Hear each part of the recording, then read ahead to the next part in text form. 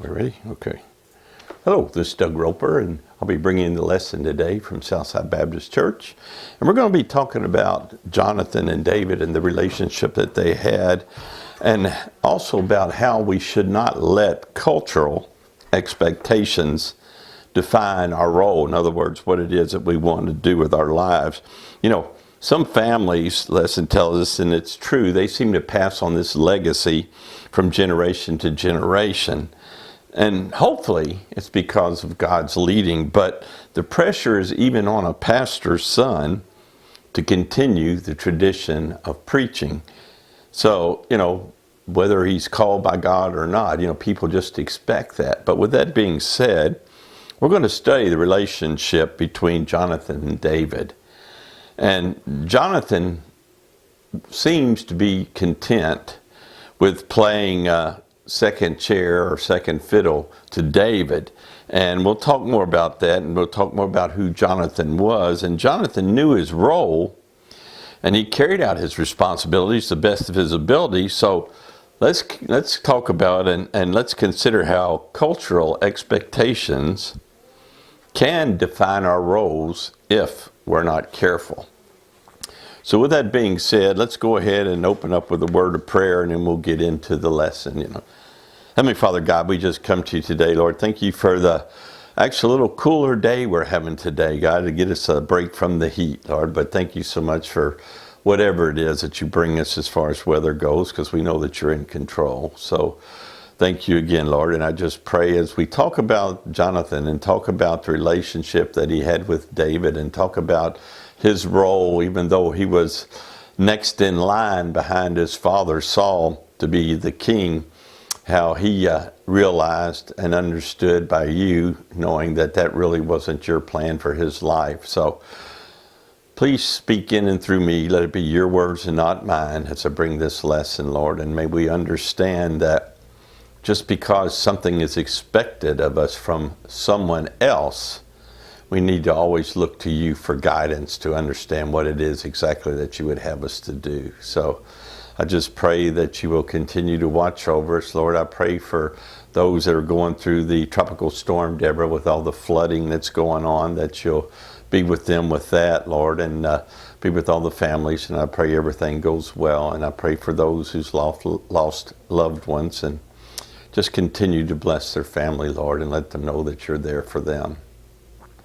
But I just pray that you'll continue to bless us, Lord. I pray you'll continue to be with Pastor Kyle as he's in Haiti at a pastor's conference, Lord. Just give him and Janie, just give them safety, give them energy, Lord. Give them wisdom, and give them traveling mercy and grace when they head home this weekend, Lord. And again, I thank you for everything that you've done.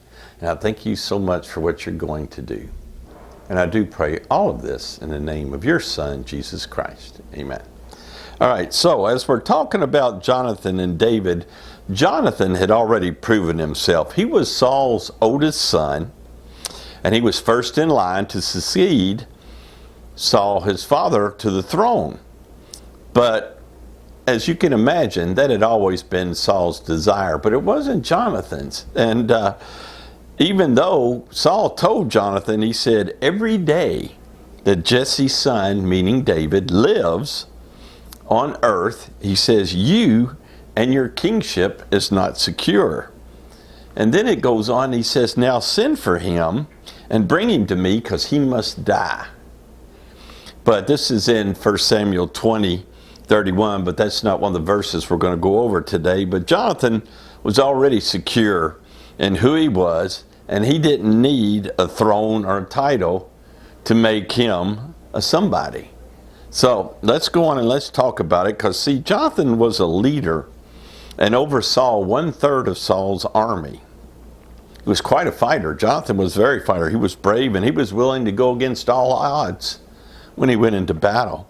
One occasion he took only his armor bearer, and he went to fight against a Philistine garrison. So there was no fear in this guy.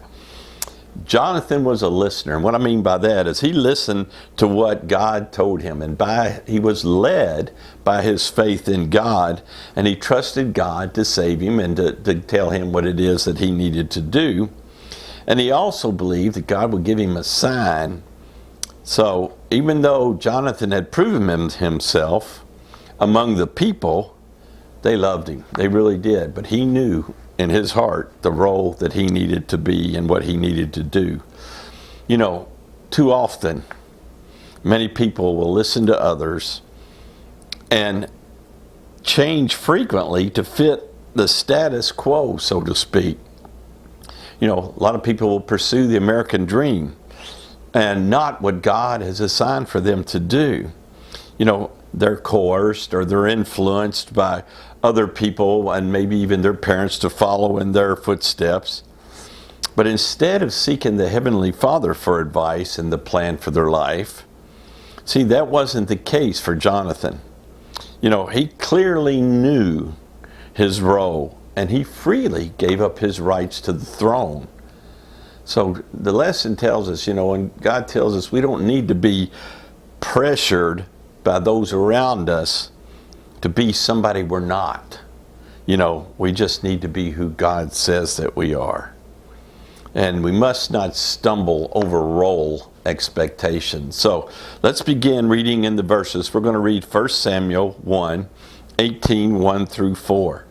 It says, when David had finished speaking with Saul, Jonathan was bound to David in a close friendship, and he loved him as much as he loved himself. Saul kept David with him from that day on and did not let him return to his father's house. Jonathan made a covenant with David because he loved him as much as himself. Then Jonathan removed the robe he was wearing and gave it to David, along with his military tunic, his sword, his bow, and his belt. Now this is really significant.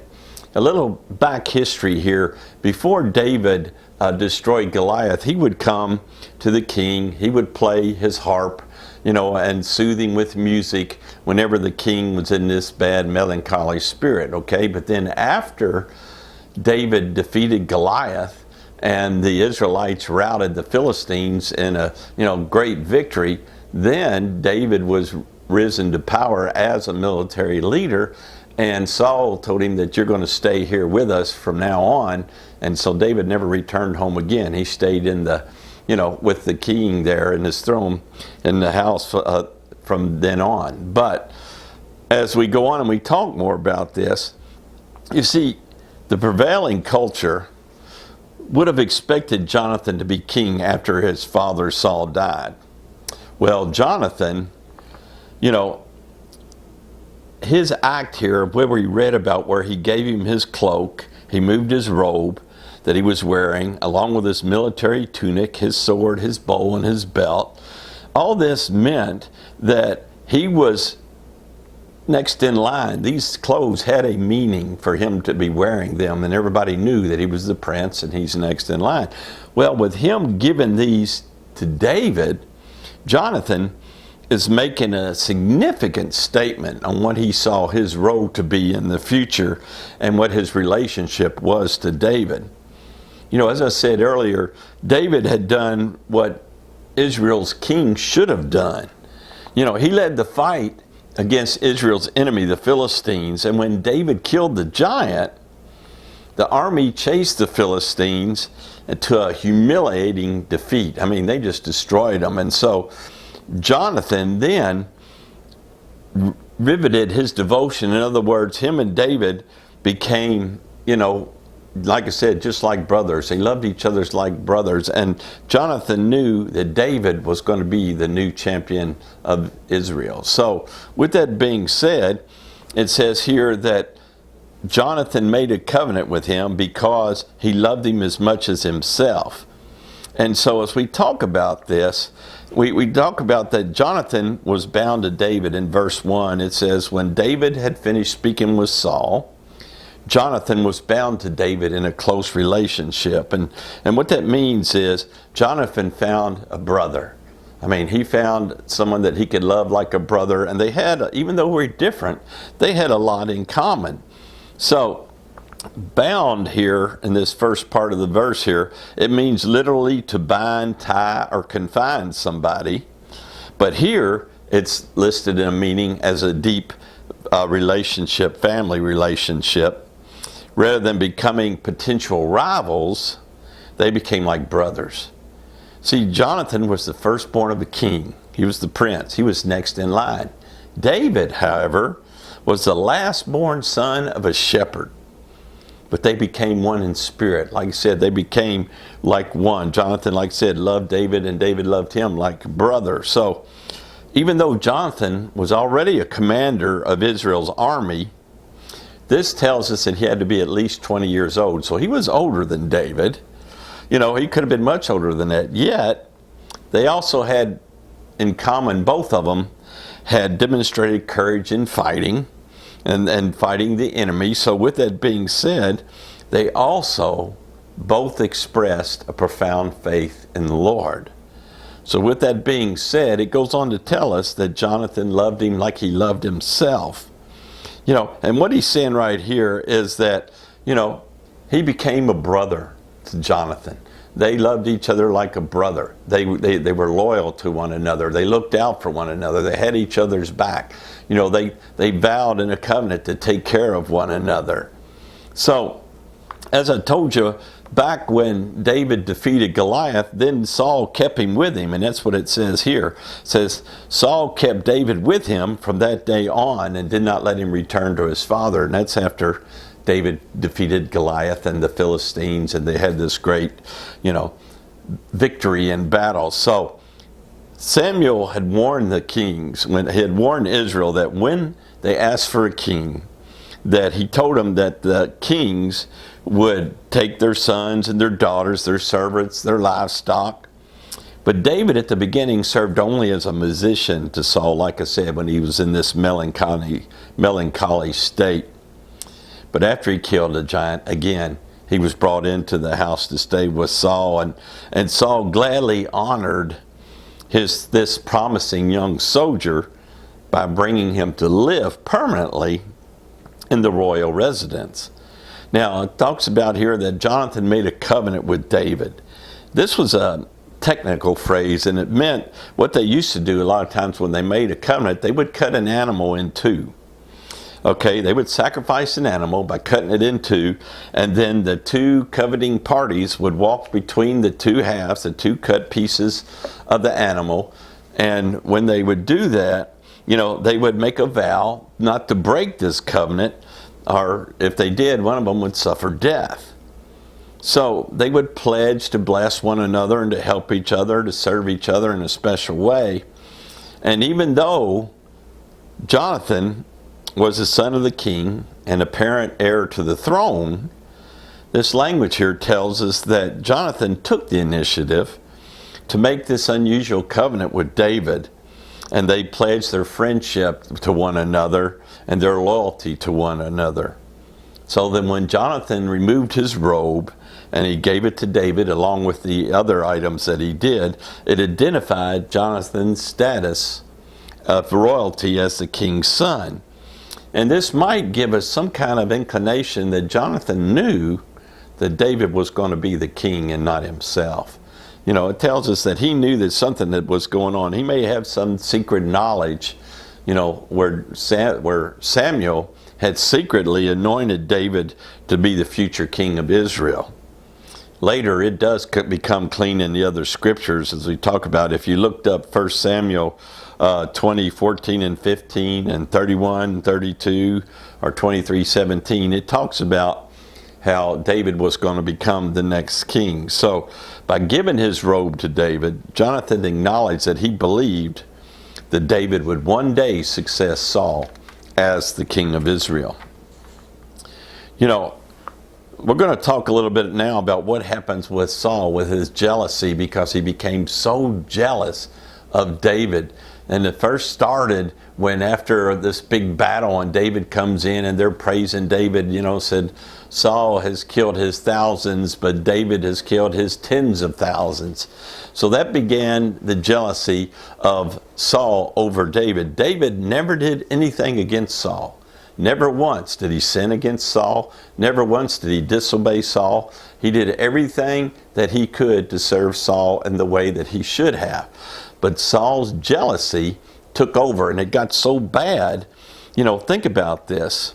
You know, it's described by some people as the hardest place to be is to be caught in the middle between warring family members. For example, like might be a husband whose mother doesn't get along with his wife. It might be a sibling who's in charge of their parents' care and the other siblings don't agree with it. And it might be that, when this happens, the question is, whose side do you take? Well, we're going to find out. How can you referee between hostile factions, okay? Especially when you have deep commitments for both sides.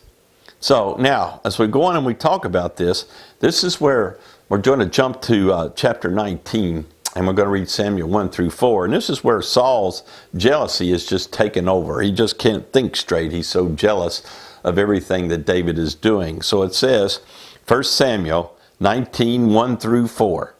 It says, Saul ordered his son Jonathan and all his servants to kill David.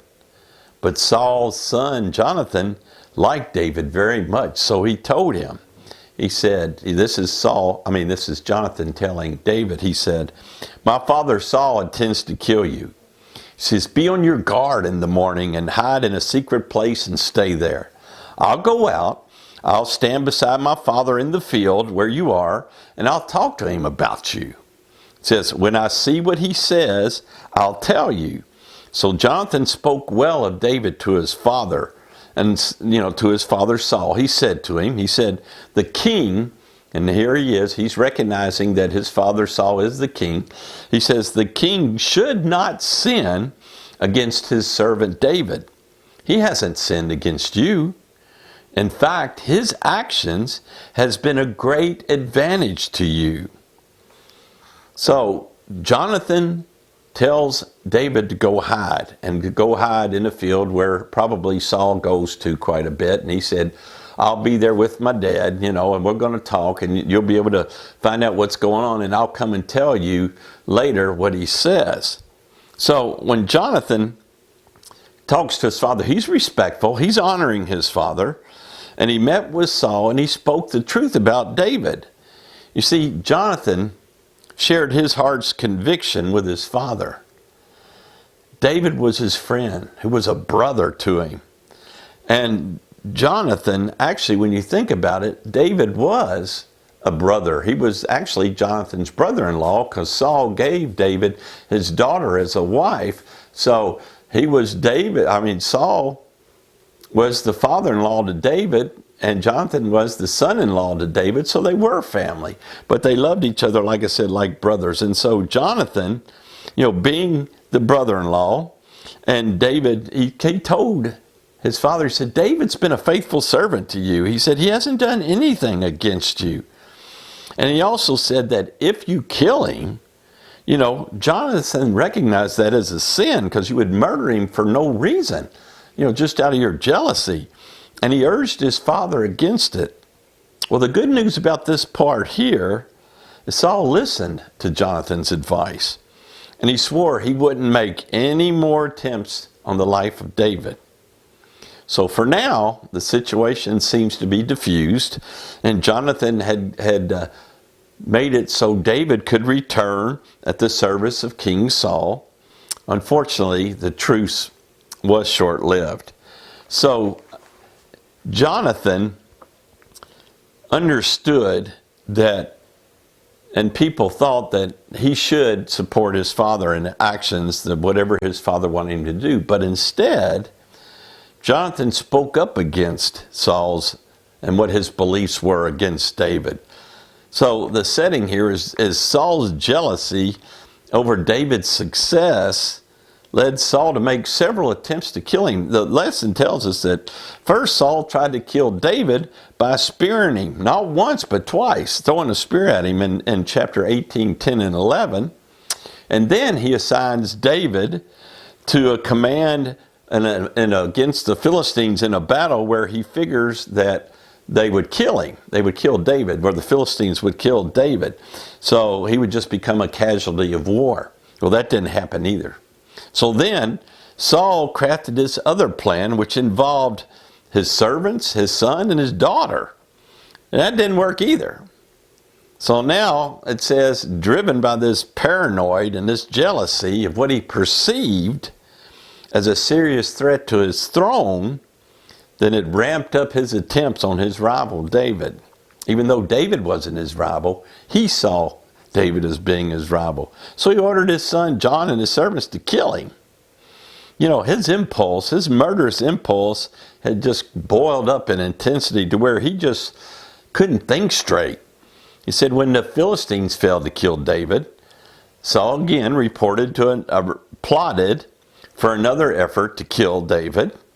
So up to this point, probably few people knew how much Saul's jealousy had boiled up inside him to such an intent that he couldn't think straight. And all he knew is, in his mind, is he had to kill David. He had to take care of that threat, which wasn't there, but he thought that it was.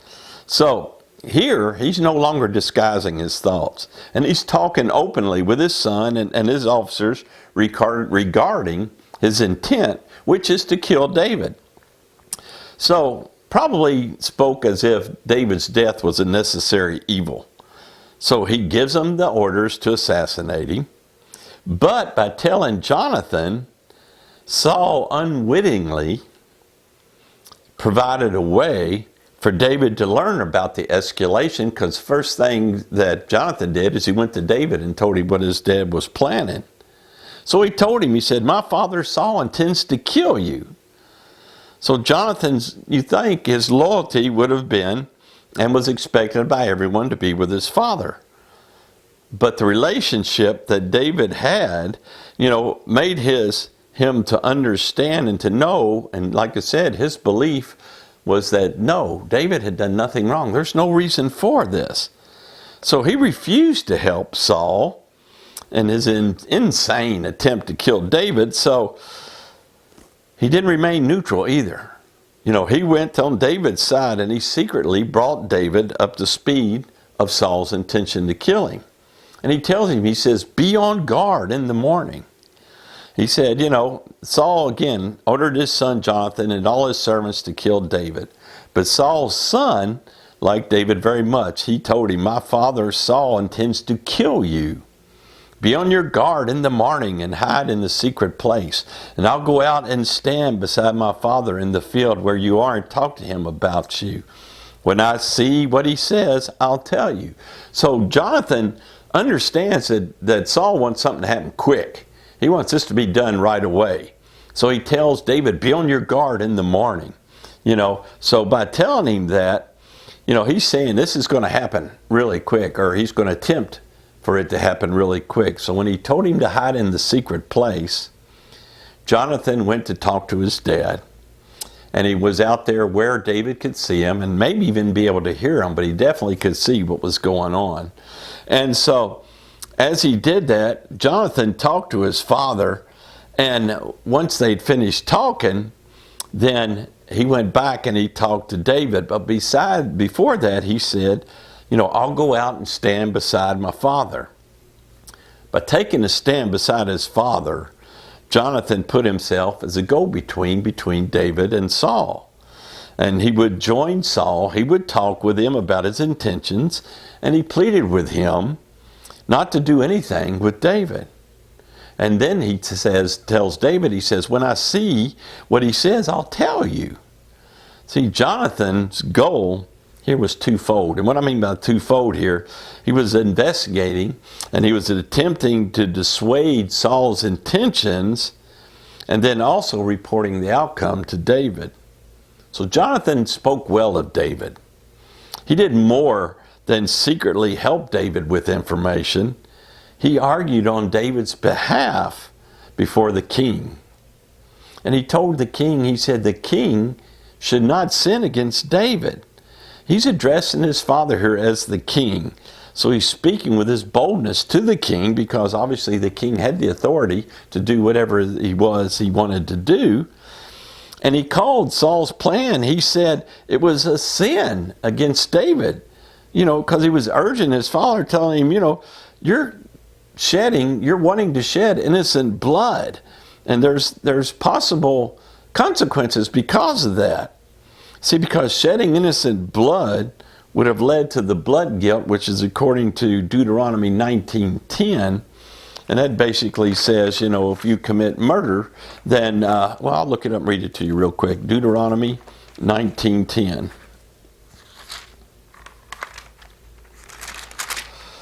And it says right here, do this so that innocent blood will not be shed in your land, which the Lord your God has given you as your inheritance, and so that you will not be guilty of bloodshed. So basically he's saying, if you kill somebody, out of hatred or whatever, then, your life should be taken from you, should be killed also. So anyway, let's go on. Let's finish up with the last part of the verse. We're about out of time here. So I'm going to go ahead and read the verses, and then we'll get into it. In 1 Samuel 23:15 through 18, we've jumped ahead now. So David was in the wilderness of Ziph in Horesh, where he saw that Saul had come out to take his life. Then Saul's son Jonathan came to David in Horesh and encouraged him in his faith in God, saying, don't be afraid, for my father Saul will never lay a hand on you. You yourself will be king over Israel, and I'll be your second in command. Even my father Saul knows this is true. So then the two of them made a covenant in the Lord's presence. Afterward, David remained in Horesh while Jonathan went home. So quickly, because we're running out of time, unfortunately, Jonathan and David had to accept the reality that Saul's not going to stop until he kills David.